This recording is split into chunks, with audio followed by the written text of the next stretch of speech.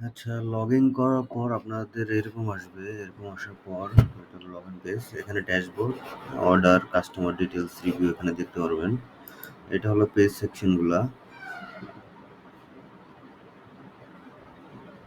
এখানে আপনার যে পেজগুলো আছে ওগুলো দেখতে পারবেন। নতুন পেজ ক্রিয়েট করতে গেলে দেখতে পারবেন যে এগুলো page, about us, terms and condition, সব স্টোর ফ্লো। এগুলো ধরার দরকার নাই। যেটা যদি কোনো হেল্প লাগে আমাকে বলবেন, আমি সলভ করে দেবো। এগুলো ধরবেন না। তো এটা হলো ব্লগ সেকশন। তো ব্লগের ক্ষেত্রে আপনি এই যে এখান থেকে ক্রিয়েট ব্লগ করে এখানে নাম দিতে পারেন, ডেসক্রিপশন দিবেন, এটা ফিচার ব্লগ, ঠিক আছে।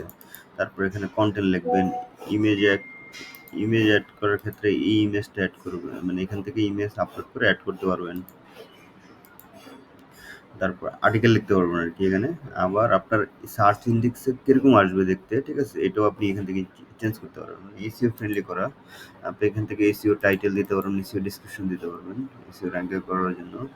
আর এই যে ব্লগের যে ক্যাটাগরিগুলা এখানে, তো ক্যাটাগরিগুলো আপনি এখান থেকে করতে পারবেন, এই যে এখান থেকে। আচ্ছা, আমি আগে ফার্স্ট এটা দেখাই যে এখান থেকে আপনি ইমেজ টিমেজ সিলেক্ট করে, এটা হলো ফিচার ইমেজ, মানে ব্লগের উপরে যে ইমেজটা দেখে মানুষ ক্লিক করবে ওইটা। এখান থেকে দিয়ে সেভ দিলে আপনার এটা পাবলিশ হয়ে যাবে। আর এখানে হলো ক্যাটাগরি অপশন, এখান থেকে আপনি ব্লগের ক্যাটাগরি করতে পারবেন। ধরেন আমি একটা দেই নিউজ।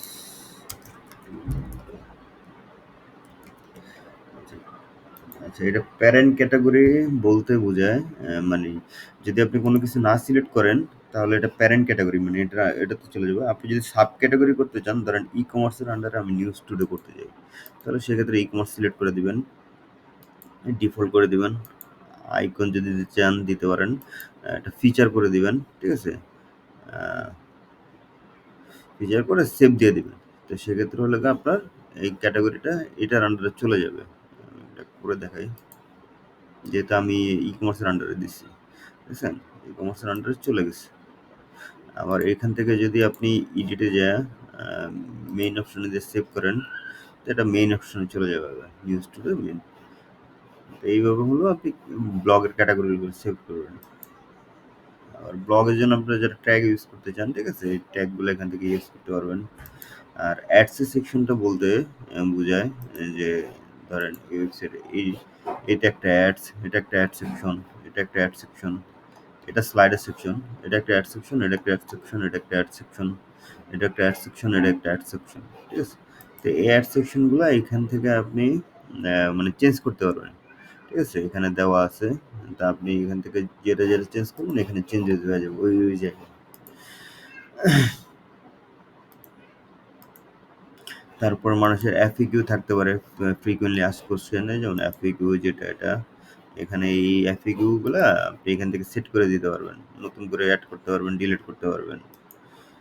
এটা সেম ক্যাটাগরি, কোন কোন ক্যাটাগরি এফএকিউ হবে, ঠিক আছে, এই যে শিপিং, পেমেন্ট, আদার, এটা ক্যাটাগরি।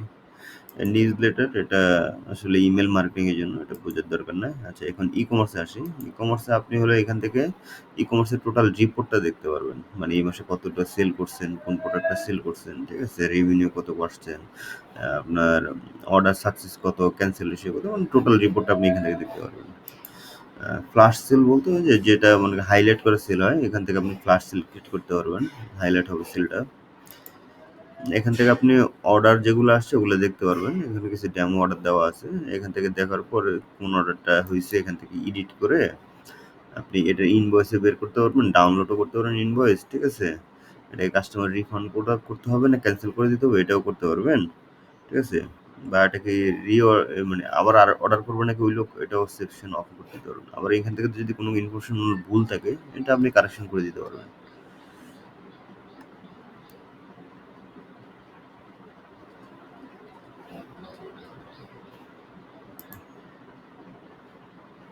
আবার আবার এখান থেকে যদি আপনি যান বাল্কে চেঞ্জ করতে, স্ট্যাটাস চেঞ্জ করতে, ঠিক আছে, এটাকে পেন্ডিং আছে, ক্যান্সেল আছে, ক্যান্সেল করে দিই। আমি যদি রিলোড দিই,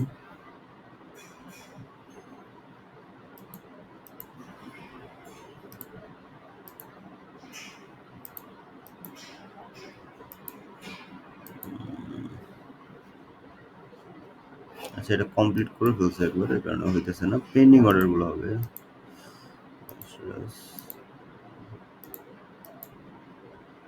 ক্যান্সেল হয়ে গেল, ঠিক আছে, এটা কারণ এটা অলরেডি প্রসেসিং হয়ে গেছে, দ্যাটস ওয়াই হইতেছে না। এটা ক্যান্সেল হয়ে গেছে। আপনি চাইলে এখান থেকে অর্ডার ডিলিটও করতে পারেন। আপনি এখান থেকে যদি চান সবগুলো অর্ডার এক্সেলে ইনপুট করতে, মার্ক করে সবগুলো এক্সেলে ইনপুট করতে পারবেন। এখান থেকে আপনি ইনভয়েস দেখতে পারবেন কার কার ইনভয়েস করা হয়েছে। এটা ধরার দরকার নাই, ঠিক আছে, এটা ইনভয়েস টেমপ্লেট, এটা ধরার দরকার নেই। আচ্ছা, এখানে হলো ইনকমপ্লিট অর্ডার অপশনটা, যেখানে ধরেন কাস্টমার কোনো অর্ডার করছে কিন্তু নাম ঠিকানা কোনো একটা কিছু অ্যাড করে নাই, সাবমিট দেয় নাই বাটনগুলো, ঠিক আছে, এখান থেকে ওই ইনকমপ্লিট অর্ডারটা দেখতে পারবেন। অর্ডার রিটার্ন যদি কোনো কাস্টমার করে, এখান থেকে ওই রিপোর্টটা দেখতে পারবেন। আচ্ছা, এটা হলো প্রোডাক্ট সেকশন।